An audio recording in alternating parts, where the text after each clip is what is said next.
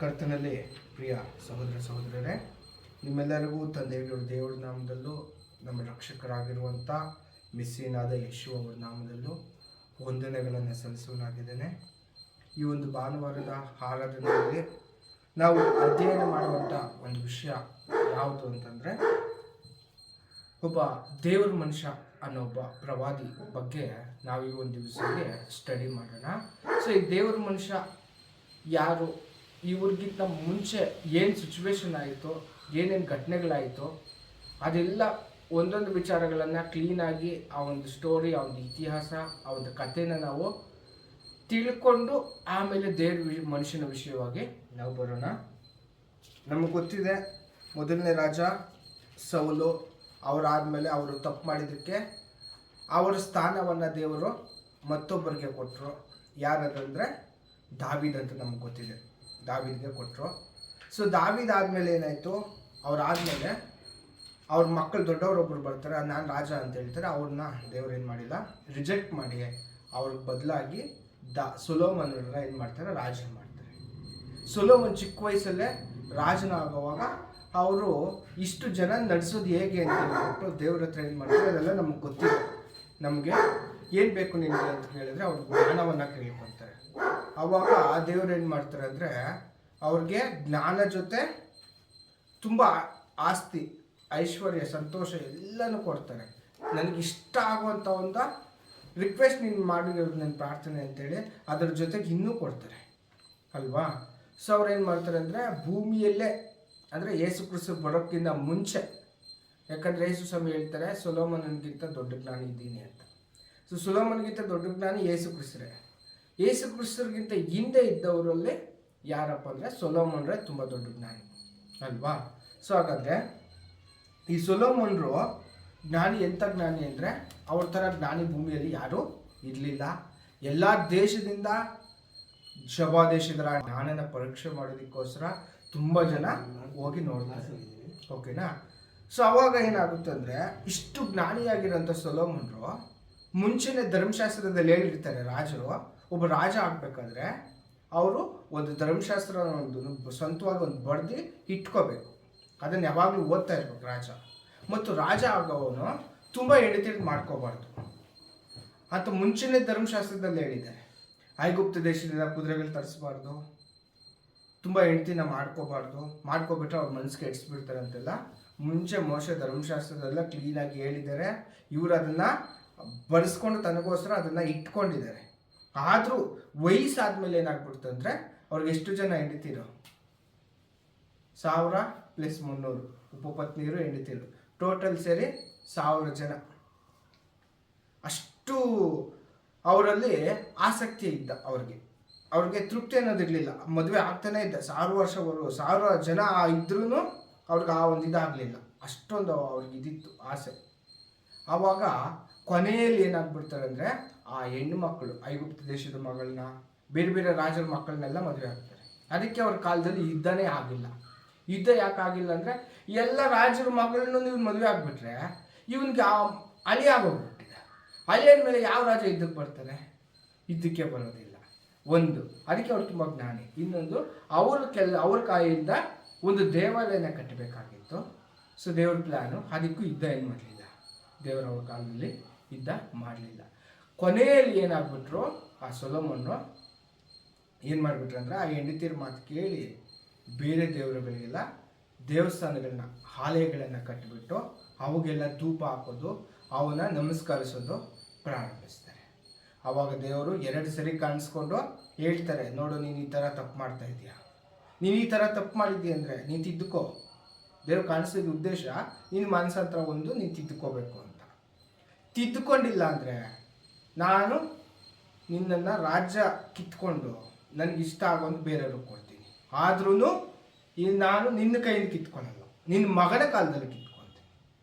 ಯಾಕಂದರೆ ದೇವರು ಯಾರನ್ನ ತಿಳ್ಕೊಂಡು ಅವ್ರು ಹೇಳ್ತಾರೆ, ದಾವೀದ್ಗೆ ದೇವರು ಪ್ರಾಮಿಸ್ ಮಾಡ್ತಾರೆ, ನಿಮ್ಮ ಸಂತತಿಯಲ್ಲಿ ರಾಜನ ಸಿಂಹಾಸನದಲ್ಲಿ ಕೂರಿಸ್ತೀನಿ ಅಂತ. ದೇವರು ಆ ದಾವೀದ್ ಅವ್ರಿಗೆ ಕೊಟ್ಬಿಟ್ರು, ಅವ್ರ ಮಗನ ಕಾಲದಲ್ಲಿ ಹಂಗೆ ಕಿತ್ಕೊಬಿಟ್ರು ಅಂತ ನನ್ನನ್ನು ಏನು ಮಾಡಬಾರ್ದು, ಅನ್ಕೋಬಾರ್ದು ಅಂತ ಹೇಳ್ಬಿಟ್ಟು, ನಿನ್ನ ಕಾಲದಲ್ಲಿ ಕಿತ್ಕೊಳ್ಳಲ್ಲ, ನಿನ್ನ ಮಗನ ಕಾಲದಲ್ಲಿ ಕಿತ್ಕೊಳ್ತೀನಿ ಅಂತ ಹೇಳ್ತಾರೆ. ಆದರೆ ಅವರು ಚೇಂಜ್ ಆಗಲ್ಲ. ಆದ್ರೂ ಫುಲ್ ಕಿತ್ಕೊಳ್ಳಲ್ಲ.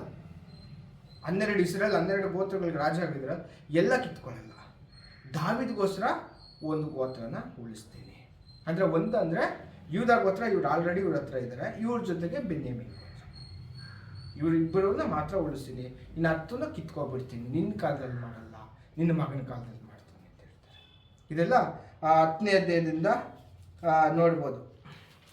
11ನೇ ಅಧ್ಯಾಯದಿಂದ 1 ಅರಸರುಗಳು 11ನೇ ಅಧ್ಯಾಯದಲ್ಲಿ ಇದು ನೋಡ್ಬೋದು. 12ನೇ ಅಧ್ಯಾಯದಲ್ಲಿ ಏನಾಗುತ್ತೆ ಅಂದರೆ ಒಬ್ಬ ಪ್ರವಾದಿ ಏನು ಮಾಡ್ತಾರೆ ಅಂದರೆ ಅವರು ಕೆಲಸ ಮಾಡಿಸ್ತಾ ಇರ್ತಾರಲ್ಲ ಸೊಲೊಮೋನರು, ಅದರಲ್ಲಿ ಒಬ್ಬ ಮೇಸ್ತ್ರಿ ಇರ್ತಾನೆ. ಆ ಮೇಸ್ತ್ರಿ ಯಾರಂದರೆ ಯಾರೊಬ್ಬಾಮ. ಅವನು ತುಂಬ ಪರಾಕ್ರಮದಿಂದ ಶಕ್ತಿಯಿಂದ ಕೆಲಸ ಮಾಡ್ತಾ ಇದ್ರು, ಸಾಹಸದಿಂದ. ಅದಕ್ಕೆ ಅವ್ರ ಕೆಲಸ ನೋಡಿಬಿಟ್ಟು ಸೊಲೊಮೋನ್ ಸೂಪರಾಗಿ ಕೆಲಸ ಮಾಡ್ತೀವಿ ಅಂತ ಹೇಳ್ಬಿಟ್ಟು ಮೆಚ್ಕೊಂಡು ಅವ್ರನ್ನ ಮೇಸ್ತ್ರಿಯಾಗಿ ಇಟ್ಟಿರ್ತಾರೆ.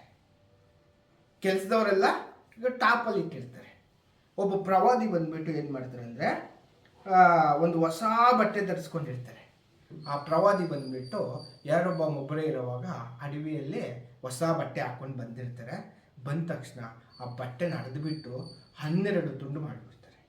ತುಂಡು ಮಾಡಿಬಿಟ್ಟು ಇದರಲ್ಲಿ 10 ತುಂಡು ನೀನು ತಗೋ ಅಂತ ಹೇಳ್ತಾರೆ. ಅಂದರೆ ನೆಕ್ಸ್ಟ್ ನೀನು ರಾಜ ಆಗ್ತೀಯ, ದೇವರು ನಿಮಗೆ 10 ಗೋತ್ರಗಳನ್ನು ಕೊಡ್ತಾರೆ.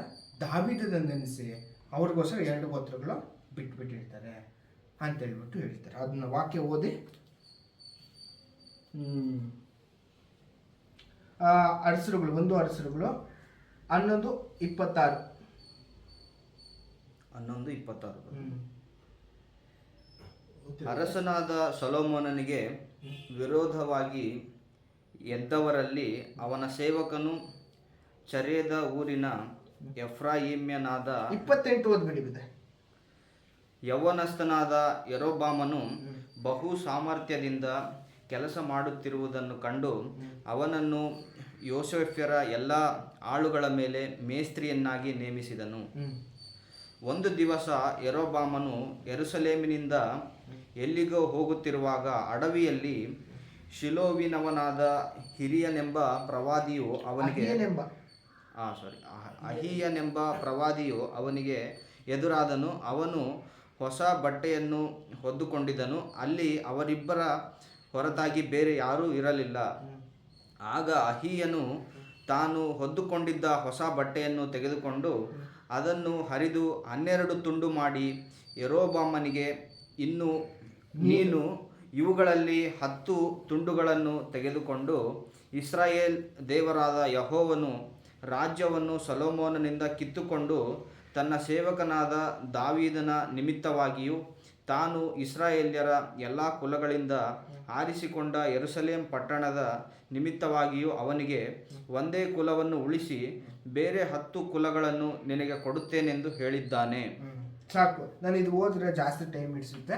ಸ್ಟೋರಿ ಹೇಳ್ಬಿಡ್ತೇನೆ. 10 ಗೋತ್ರ ನೀವು ತಕೋ, ದಾವೀದಗೋಸ್ಕರ 2 ಗೋತ್ರನ ನಾನು ಉಳಿಸಿದ್ದೀನಿ ಅಂತ ಹೇಳ್ಬಿಟ್ಟು ಹೇಳೋದು ನಾವು ನೋಡ್ತೀವಿ. ಅದೇ ಥರ ಏನಾಗುತ್ತೆ ಅಂದರೆ ಸೊಲೊಮೋನ್ ಸತ್ತೋಗ್ಬಿಟ್ಮೇಲೆ ಜನ ಎಲ್ಲ ಹೋಗ್ಬಿಟ್ಟು ನೆಕ್ಸ್ಟ್ ಸೊಲೊಮೋನ್ ಸತ್ತೋದ್ರೆ ನೆಕ್ಸ್ಟ್ ಯಾರು ರಾಜ? ರೆಹಬ್ಬಾಮ್. ಸೊಲೊಮೋನ್ ರಾಜ ಮಗ ರೆಹಬ್ಬಾಮ್ ಹತ್ರ ಬಂದು ಜನ ರಿಕ್ವೆಸ್ಟ್ ಮಾಡ್ತಾರೆ, ಸೊಲೊಮೋನ್ರು ಸತ್ತೋಗ್ಬಿಟ್ರು, ನೀವು ನಿಮ್ಮ ತಂದೆ ಥರ ಕಷ್ಟ ಕೊಡದೆ ನಮ್ಗೆ ಆ ಕಷ್ಟನ ಕಮ್ಮಿ ಮಾಡಿದ್ರೆ ನಾವು ನಿಮ್ಮನ್ನು ಸೊಲೊಮೋನ ಯಾವ ಥರ ಸೇವಿಸಿದ್ವೋ, ಅವ್ರ ಮಾತಿಗೆ ನಾವು ವಿಧೇಯರಾಗಿದ್ವೋ ಅದೇ ಥರ ನಿಮ್ಮ ಮಾತು ನಾವು ಕೇಳ್ತೀವಿ ಅಂತ ಹೇಳ್ತಾರೆ. ರೆಹಬ್ಬಾಮ್ ಏನು ಮಾಡ್ತಾರೆ ಗೊತ್ತಾ? ಆಯಿತು, ನಾನು ಹೇಳ್ತೀನಿ ಅದಕ್ಕೆ ಆನ್ಸರು ಅಂತ ಹೇಳ್ಬಿಟ್ಟು ಹೇಳ್ತಾರೆ. ಹೇಳ್ಬಿಟ್ಟು ಅಲ್ಲಿ ಮಂತ್ರಿಗಳಿರ್ತಾರಲ್ಲ ಜೊತೆ ಸೇವಕರನ್ನ, ಆ ಹಿರಿಯರನ್ನ ಕೇಳಬೇಕಾದ್ರೆ, ಹೌದು ನೀನು ಹಂಗೆ ಮಾಡಿದ್ರೆ ನಿನ್ನ ತಂದೆನ ಸೇವಿಸಿದಂಗೆ ಇವರು ನಿಮ್ಮ ಮಾತನ್ನ ಕೇಳ್ತಾರೆ, ನೀನು ರಾಜ್ಯಾಧಿಕಾರ ಮಾಡ್ಬೋದು ಅಂತ ಹೇಳ್ತಾರೆ.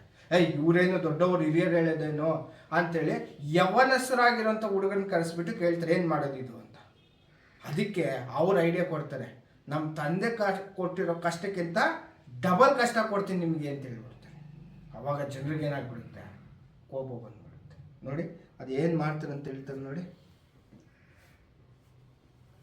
12ನೇ ಅಧ್ಯಾಯ 4ನೇ ವಾಕ್ಯ. 12:4. ನಿನ್ನ ತಂದೆಯು ನಮ್ಮ ಮೇಲೆ ಭಾರವಾದ ನೊಗವನ್ನು ಹೇರಿದನು.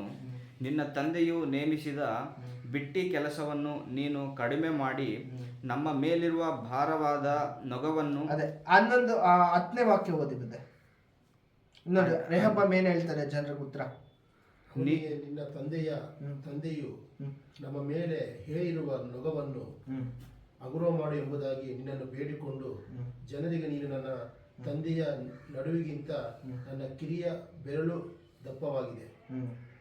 ನನ್ನ ತಂದೆಯು ನಿಮ್ಮ ಮೇಲೆ ಧಾರವಾದ ನೊಗವನ್ನು ಹಾಕಿರುವುದು ನಿಜ, ಆದರೆ ನಾನು ಅದಕ್ಕೆ ಇನ್ನೂ ಹೆಚ್ಚಿನ ಸಾಧ್ಯ ಭಾರವನ್ನು ಕೂಡಿಸುತ್ತೇನೆ. ಅವನು ನಿಮ್ಮನ್ನು ಬಾರುಕೋಲುಗಳಿಂದಲೂ ಹೊಡೆದದ್ದು ನಿಜ, ನಾನಾದರೂ ನಿಮ್ಮನ್ನು ಮುಳ್ಳುಗಿಡಗಳಿಂದ ಇವರು ಏನ್ ಮಾಡ್ಬೇಕಾಗಿತ್ತು ಉತ್ತರ, ಹೌದಪ್ಪ ನಮ್ಮ ತಂದೆ ಹಾಕಿರೋ ಇದನ್ನೆಲ್ಲ ಕಷ್ಟ ತರ ನಿಮ್ಗೆ ಕೊಡಲ್ಲ, ನಿಮ್ಗೆ ಕಮ್ಮಿ ಮಾಡ್ತೀನಿ ಅಂದ್ರೆ ಅವರು ಸಂತೋಷವಾಗಿ ಇವ್ರನ್ನ ಸೇವಿಸ್ತಾ ಇದ್ರು, ಇವ್ರು ರಾಜ ಆಗ್ಬೋದಾಗಿತ್ತು. ಹೇಳ್ತಾರೆ ನನ್ನ ತಂದೆ ಸೊಂಟಕ್ಕಿಂತ ನನ್ನ ಕಿರಿ ಬೆರಳು ಅದಕ್ಕಿಂತ ದೊಡ್ಡದಾಗಿರುತ್ತೆ ಅಂತ ಹೇಳ್ತಾರೆ. ಅಂದ್ರೆ ಅರ್ಥ ಆಯ್ತಾ ಮಾತು? ಅವ್ರು ಎಷ್ಟು ಕಷ್ಟ ಕೊಡ್ತಾ ಇದ್ರು, ನನ್ನ ಸಣ್ಣ ಕೆಲಸದಲ್ಲೇ ಅಷ್ಟು ಕಷ್ಟ ಇರುತ್ತೆ ಅಂತ. ತುಂಬ ಕಷ್ಟ ಕೊಡ್ತೀನಿ, ಇನ್ನೂ ಜಾಸ್ತಿ ಹೇಳ್ತೀನಿ. ಅವ್ರು ತಪ್ಪು ಮಾಡಿದ್ರೆ ಏನಿಂದ ಹೊಡಿತಾ ಇದ್ದು?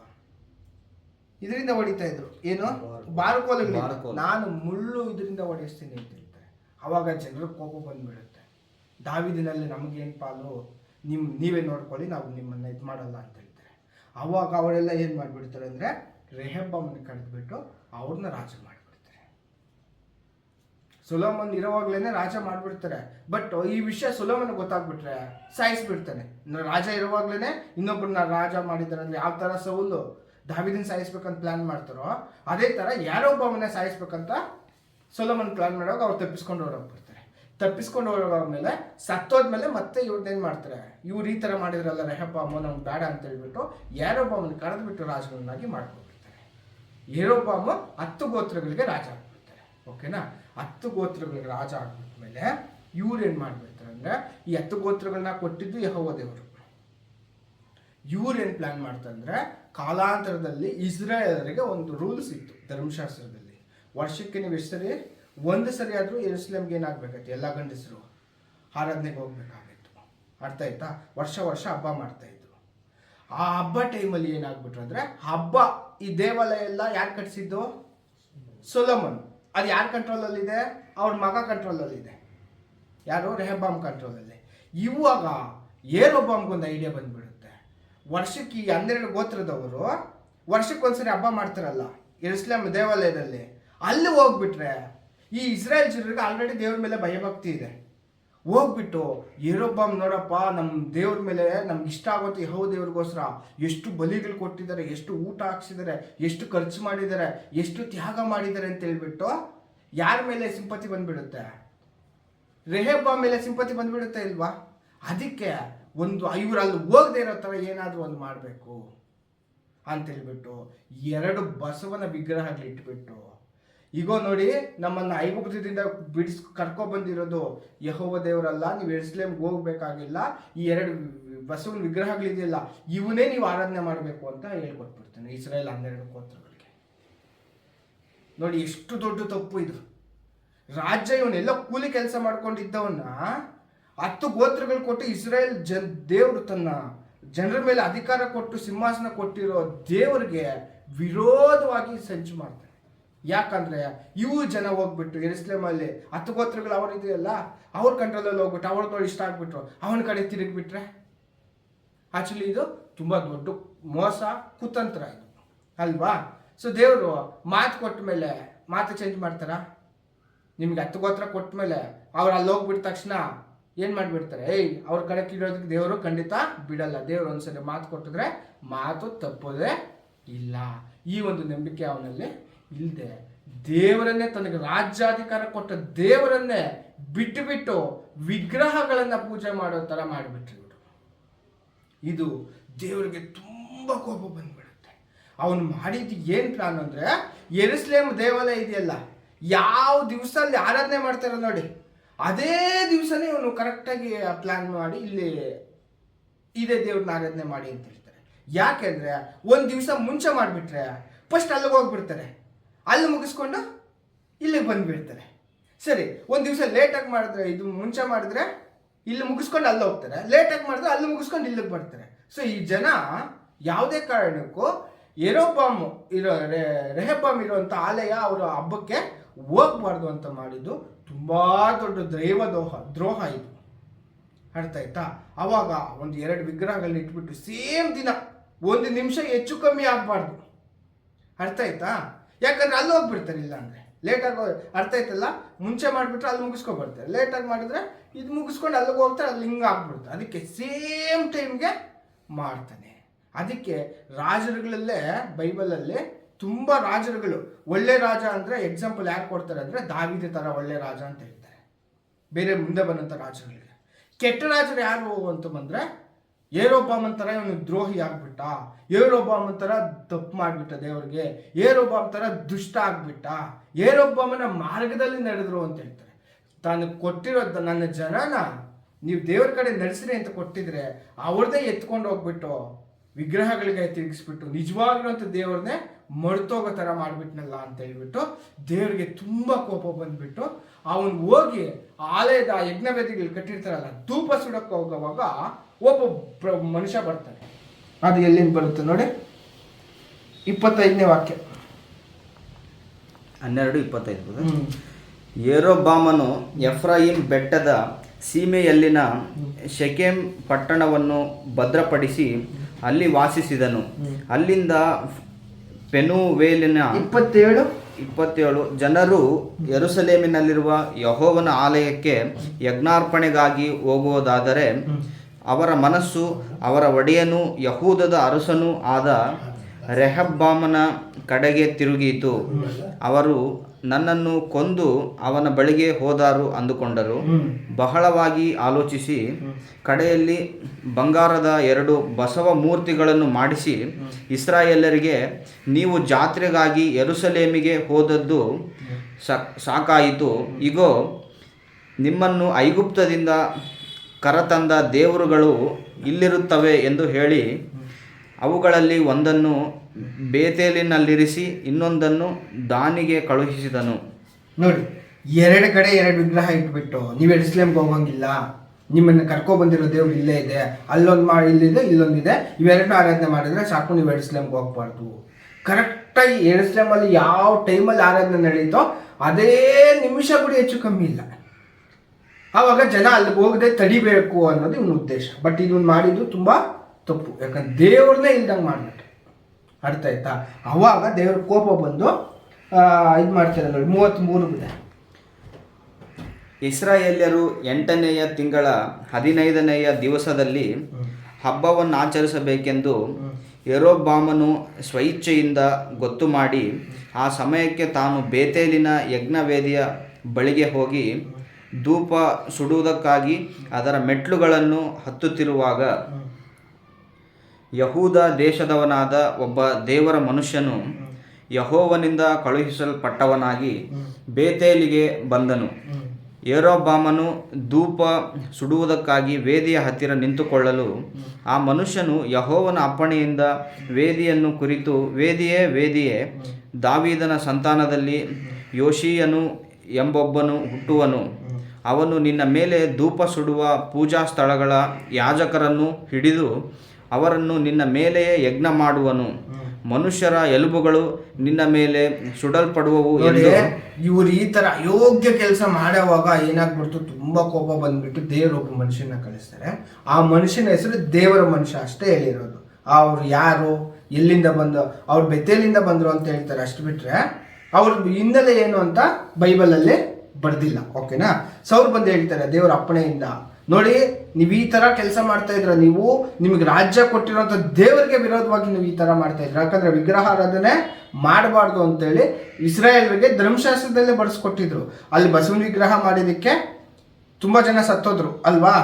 ಯೆಹೋಶುವ ಕಾಲ ಆ ಟೈಮಲ್ಲಿ ತುಂಬಾ ಜನ ಸಾಯಿಸ್ಬಿಟ್ರು. ಸೊ ಅಂತ ಒಂದು ಕೆಲಸ ನೀವು ಮಾಡ್ತಾ ಇದ್ರ, ಅದು ನೀವು ಮಾಡ್ತಾ ಇರೋದು ದೈವದ್ರೋಹ ಅಂತ ಹೇಳ್ಬಿಟ್ಟು ಏನ್ ಮಾಡ್ಬಿಟ್ರು, ಈ ತರ ಮಾಡಿದಕ್ಕೆ ನಿಮ್ಗೊಂದು ಇದು ಮಾಡ್ತೀನಿ, ಏನಂದ್ರೆ ನೀವು ಮಾಡಿರೋ ಕೆಲಸಕ್ಕೆ ಮುಂದೆ ಯೋಷಿಯನ್ನೊಬ್ಬ ರಾಜ ಹುಟ್ಟುತ್ತಾರೆ.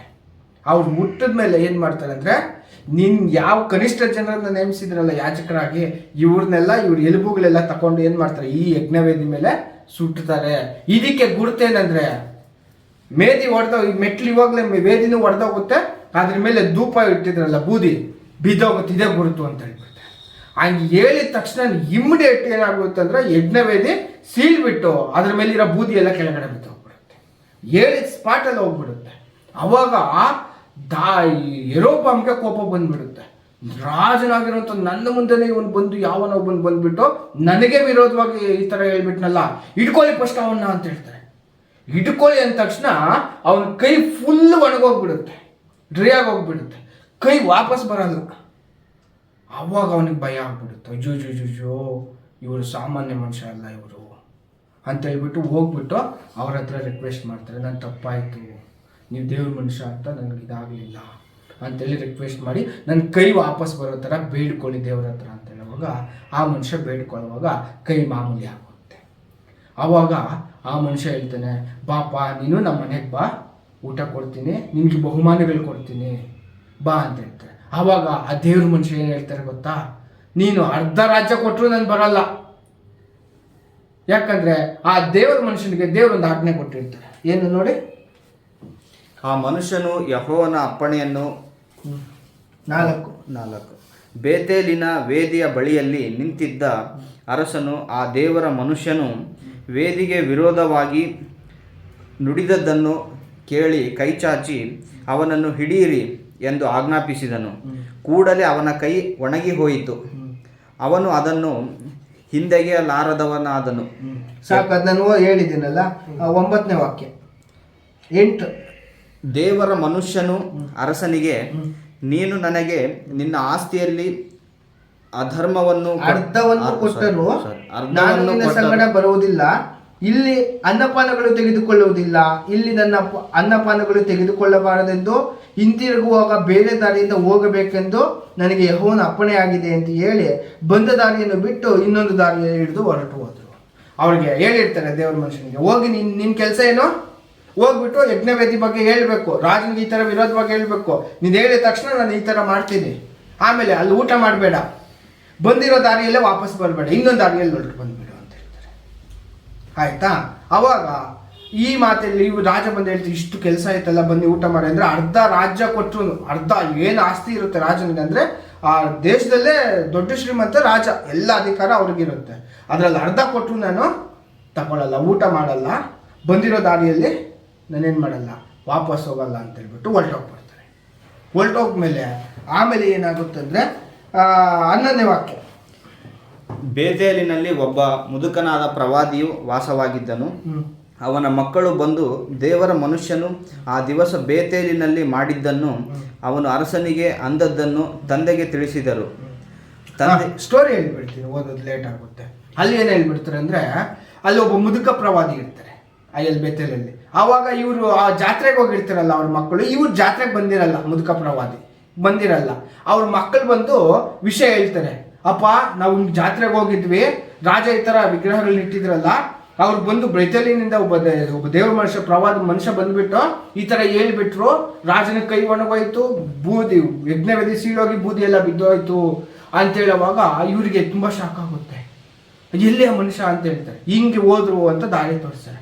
ಬೇಗ ಕತ್ತೆನ ಕರೆಸಿ, ಅವಾಗ ಬೈಕ್ ಇಲ್ಲ, ಕತ್ತೆಗಳೇ ಬೈಕ್ಗಳು ಅವಾಗ ಅಲ್ವಾ, ಕತ್ತೆನ ತಿರ್ಸ್ಬಿಟ್ಟು ಸೀದಾ ಮನುಷ್ಯನ ಯಾವ ದಾರಿಯಲ್ಲಿ ಹೋದ್ರು ಅಂತ ಹೇಳ್ತಾರೆ. ಈಗ ಇಂಥ ದಾರಿಯಲ್ಲಿ ಹೋದ್ರು, ಈ ದಾರಿಯಲ್ಲಿ ಬೇರೆ ಬಂದಿದ್ದು ಇನ್ನೊಂದು ದಾರಿ, ಹೋಗ್ತಾ ಇರೋದು ಇನ್ನೊಂದು ದಾರಿ ಅಂತ ಹೇಳ್ತಾರೆ. ಅವಾಗ ನಾನು ಹೋಗಿ ಅವ್ರಿಗೆ ಭೇಟಿ ಮಾಡಬೇಕು ಅಂತ ಹೇಳ್ಬಿಟ್ಟು ಸೀದಾ ಹೋಗ್ಬೇಕಾದ್ರೆ ಅಲ್ಲಿ ಆ ಪ್ರವಾದಿ ಒಂದು ತಪ್ಪು ಮಾಡ್ತಾರೆ, ತುಂಬ ದೊಡ್ಡ ತಪ್ಪು. ಅಲ್ಲಿ ಸ್ಟೇ ಆಗ್ಬಿಡ್ತಾರೆ. ಒಂದು ಮರದ ಕೆಳಗಡೆ, ಏಲ ವೃಕ್ಷದ ಕೆಳಗಡೆ ಕೂತ್ಕೊಂಡು ರೆಸ್ಟ್ ಮಾಡ್ತಾ ಇರ್ತಾರೆ ಮನೆಗೆ. ಆವಾಗ ಆ ದೇವ್ರ ಮನುಷ್ಯ ನೀನೇನಾ ಅಂದರೆ ಹೌದು ಅಂತ ಹೇಳ್ತಾರೆ. ನಾನು ನಿನ್ನಂತೆ ಪ್ರವಾದಿಯಾಗಿದ್ದೀನಿ, ದೇವ್ರು ನನಗೆ ಹೇಳಿದ್ದಾರೆ ನಿನ್ನ ಕರ್ಕೊಂಡು ಬಂದು ಊಟ ಕೊಡ್ಬೇಕಂತ ಹೇಳಿದ್ದಾರೆ, ಬಾ ಅಂತ ಹೇಳ್ಬಿಟ್ಟು ಕರ್ಕೊಂಡು ಹೋಗ್ಬಿಟ್ಟು ಊಟ ಕೊಟ್ಬಿಡ್ತಾರೆ. ಊಟ ತಿಂದ್ಬಿಡ್ತಾರೆ. ತಿಂದ್ಬಿಟ್ಟ ಮೇಲೆ ಹೇಳಿದ್ದು ಯಾರಂತ ಇನ್ನೊಂದ್ಸಲ ಎಕ್ಸ್ಪ್ಲೇನ್ ಮಾಡ್ತಾರೆ. ಆ ಪ್ರವಾದಿ ಯಾರು ಅಂತ ಹೇಳಿ ನನಗೆ ಕ್ಲೀನಾಗಿ ಹೇಳಿ. ಯಾವ ಪ್ರವಾದಿ? ಮುದುಕ ಪ್ರವಾದಿ. ಊಟ ಮಾಡು ಅಂತ ಹೇಳಿದಂತಲ್ಲ, ಮುದುಕ ಪ್ರವಾದಿ. ಅದೇ ಓದ್ರಲ್ಲ, ಇದು 11ನೇ ವಾಕ್ಯದಲ್ಲೇ ಓದ್ರಲ್ಲ, 11 ವಾಕ್ಯ. ಬೇತೇಲಿನ ಮುದುಕ ಪ್ರವಾದಿ ಇದ್ರು, ಅವ್ರ ಮಕ್ಕಳಿಗೆ ವಿಷಯ ಎಲ್ಲ ಇದು ಓದ್ರೆ ಕ್ಲೀನಾಗಿ ಅರ್ಥ ಆಗ್ಬಿಡುತ್ತೆ. ಓಕೆನಾ? ಆವಾಗ ಏನಾಗುತ್ತೆ ಅಂದರೆ, ಬಾ ನಾನು ನಿನ್ನ ಥರನೇ ಪ್ರವಾದಿ ಅಂತ ಹೇಳ್ತಾರೆ. ಅವಾಗ ಏನಾಗ್ಬಿಡುತ್ತೆ, ನಂಬಿಕೆ ಬರುತ್ತೆ, ಓ ನನ್ನ ಥರನೇ ಇವರು ಪ್ರವಾದಿ, ದೇವ್ರು ನನಗೆ ಹೇಳಿದ್ದಾರೆ ನಿನ್ನ ಕರ್ಕೊಂಡೋಗಿ ಊಟ ಕೊಡ್ಬೇಕಂತ ಹೇಳಿದ್ದಾರೆ, ಬಾ ಅಂತ ಹೇಳ್ತಾರೆ. ಹೌದಾ ಅಂತೇಳಿ ಹೋಗಿ ಊಟ ಮಾಡಿಬಿಡ್ತಾರೆ.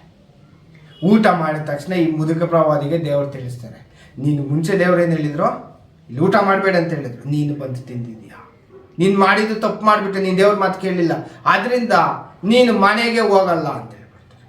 ಮಧ್ಯದಲ್ಲಿ ಒಂದು ಸಿಂಹ ಬಂದು ಸಾಯಿಸ್ಬಿಡುತ್ತೆ ಅಂತ ಹೇಳ್ತಾರೆ. ಆವಾಗ ಅವ್ರಿಗೆ ಫುಲ್ ಬೇದಿ ಆಗ್ಬಿಡುತ್ತೆ. ಅಯ್ಯೋ ಹೌದಲ್ವಾ, ಇವ್ರು ಮಾಡಿದ್ದು ತುಂಬ ದೊಡ್ಡ ತಪ್ಪು. ಏನಂದರೆ ಆ ದೇವ್ರು ಒಂದ್ಸರಿ ಅಲ್ಲಿ ಊಟ ಮಾಡಬೇಡ ಅಂತ ಹೇಳಿದರೆ ಇವ್ರೇನು ಮಾಡಬೇಕಾಗಿತ್ತು, ದೇವ್ರು ನನಗೆ ಹೇಳಿದ್ದಾರೆ ನಿನ್ಗೊಂಥರ ಹೇಳಲ್ಲ ಅಂತ ಇವ್ರಿಗೆ ಹೇಳ್ಬೇಕು, ನಂಬಿಕೆ ಇರ್ಬೇಕು ದೇವ್ರ ಮೇಲೆ. ಹೌದಾ, ನಂಬಿಬಿಟ್ರೆ ಅವ್ರಿಗೆ. ಬಟ್ ಆ ಮಾತು ಸುಳ್ಳಂತೆ ನೋಡಿ. ಮುದುಕ ಪ್ರವಾದಿ ಹೇಳಿದ್ದು ಸುಳ್ಳಲ್ವಾ? ಸುಳ್ಳು. ನೋಡಿ 15. ಅವನು ಹೌದೆಂದನು. ಆಗ ಮುದುಕನು ಅವನಿಗೆ, ನೀನು ನನ್ನ ಮನೆಗೆ ಬಂದು ಊಟ ಮಾಡು ಎಂದು ಹೇಳಿದನು.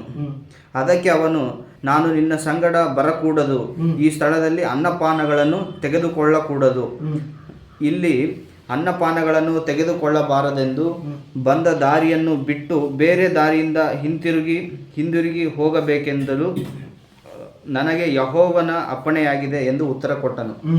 ಆಗ ಆ ಮುದುಕನು, ನಾನು ನಿನ್ನಂತೆ ಪ್ರವಾದಿಯಾಗಿದ್ದೇನೆ.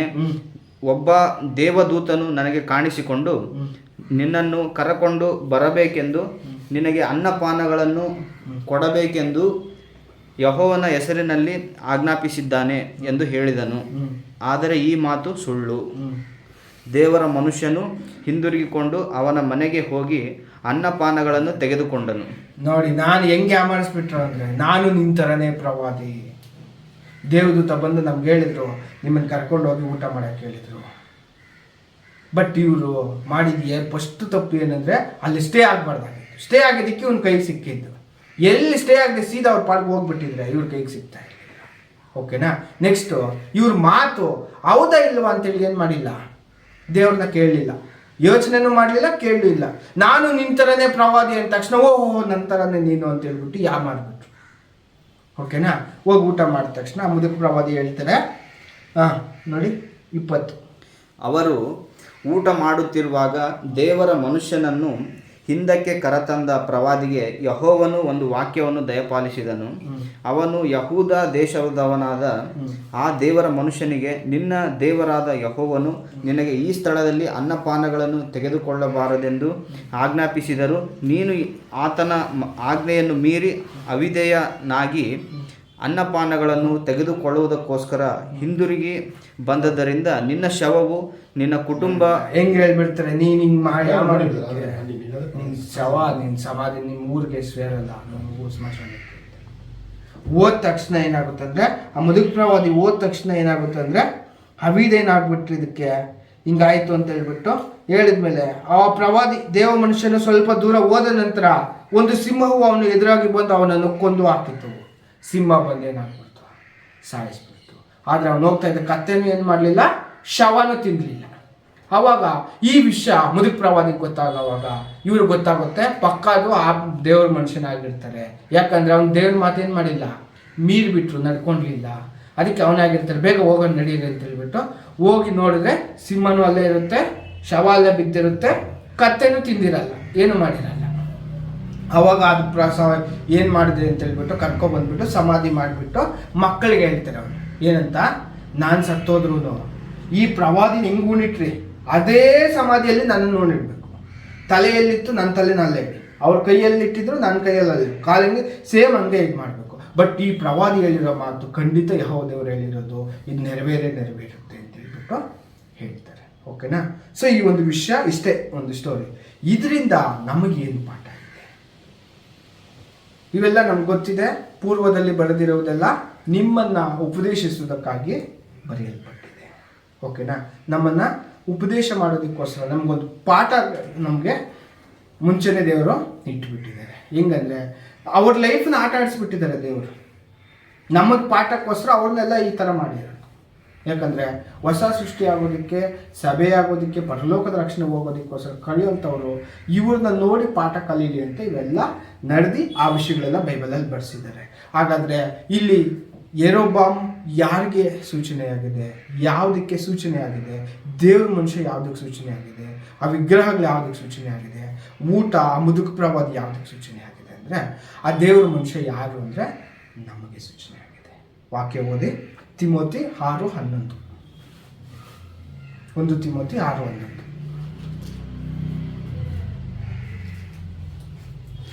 ಎಲೈ ದೇವರ ಮನುಷ್ಯನೇ, ನೀನಾದರೂ ಇವುಗಳಿಗೆ ದೂರವಾಗಿರು. ಹಣದ ಆಸೆ ಇದಕ್ಕೆಲ್ಲ ದೂರ ಆಗಿರುವಂತ ಪೌಲ್ರು ಹೇಳ್ತಾರೆ. ಎಲ್ಲೋ ದೇವರ ಮನುಷ್ಯನೇ ಅಲ್ಲಿ ಹೇಳ್ತಾರೆ, ನಮ್ಗೆ ತಗೋಬೇಕಾದ್ರೆ ಅಲ್ವಾ? ಎಲ್ಲೋ ದೇವರ ನಾವೆಲ್ಲ ದೇವರು ಮನುಷ್ಯರೇ, ನಮ್ಗೆ ಹೇಳ್ತಾ ಇರೋದು. ಅರ್ಥ ಆಯ್ತಾ? ಸೊ ಅಂದರೆ ಅಲ್ಲಿ ಮಾಡಿರುವಂಥ ವಿಷಯ ನಮ್ಗೇನೋ ಒಂದು ಪಾಠ ಇದೆ.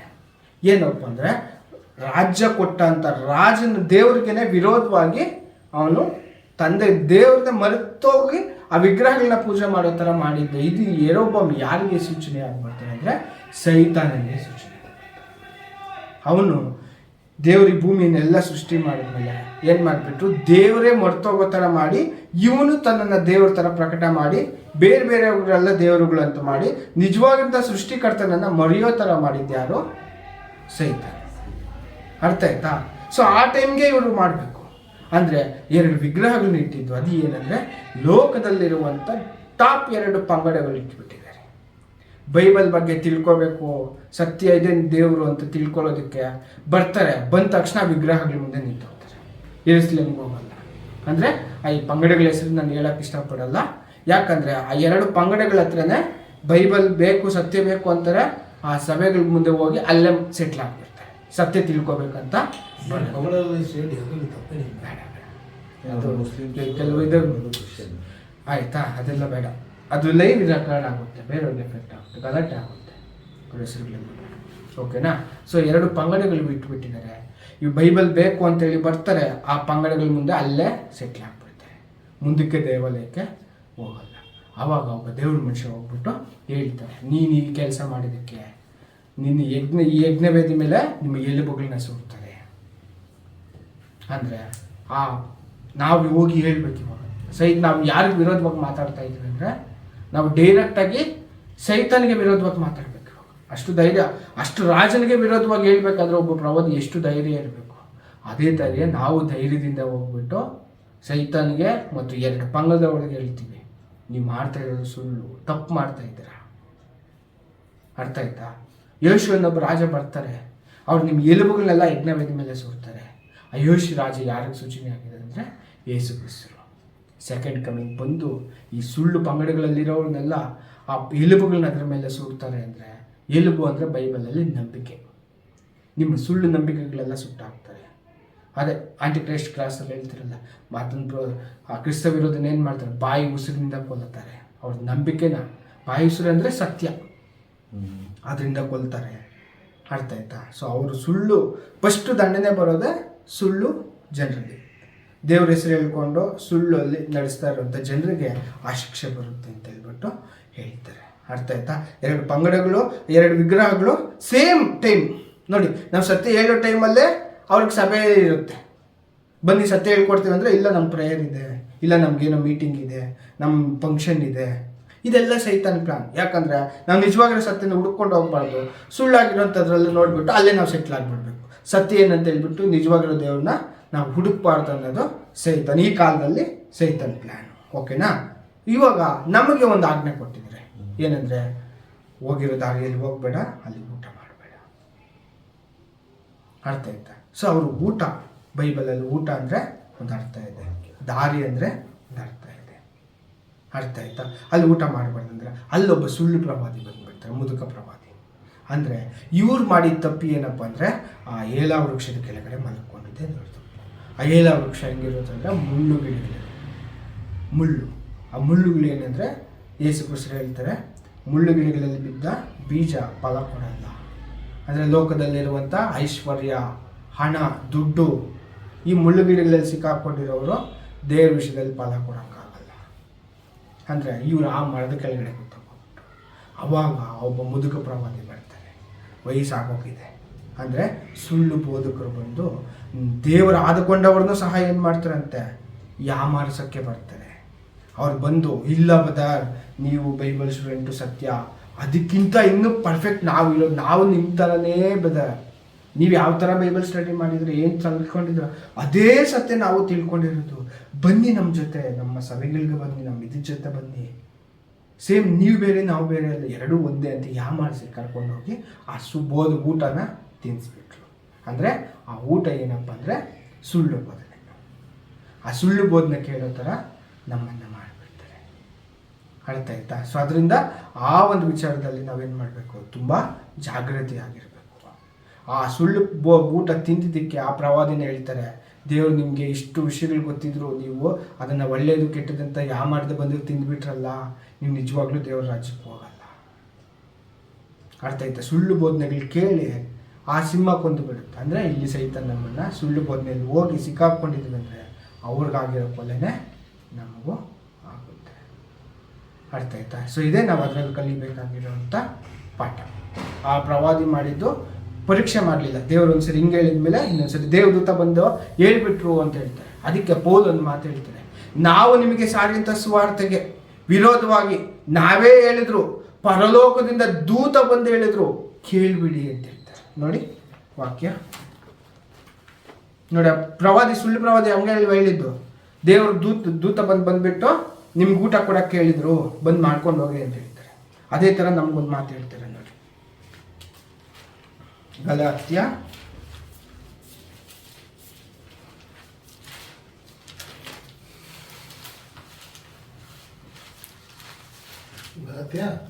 1ನೇ ಅಧ್ಯಾಯ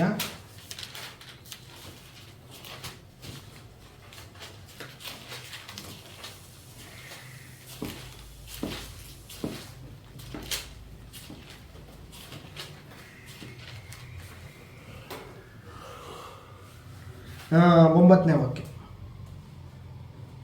ಸಾರಿ ಬ್ರದರ್, 7ನೇ ವಾಕ್ಯದಿಂದ ಓದಿ.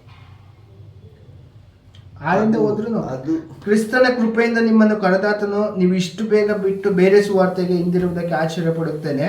ಅದು ಸುವಾರ್ತೆಯೇ ಅಲ್ಲ, ಆದರೆ ಕೆಲವರು ನಿಮ್ಮಲ್ಲಿ ಭೇದವನ್ನು ಹುಟ್ಟಿಸುತ್ತಾ ಕ್ರಿಸ್ತನ ಸುವಾರ್ತೆಯನ್ನು ಮಾರ್ಪಡಿಸುವುದಕ್ಕೆ ಅಪೇಕ್ಷಿಸುತ್ತಾ ಇದ್ದಾರೆ.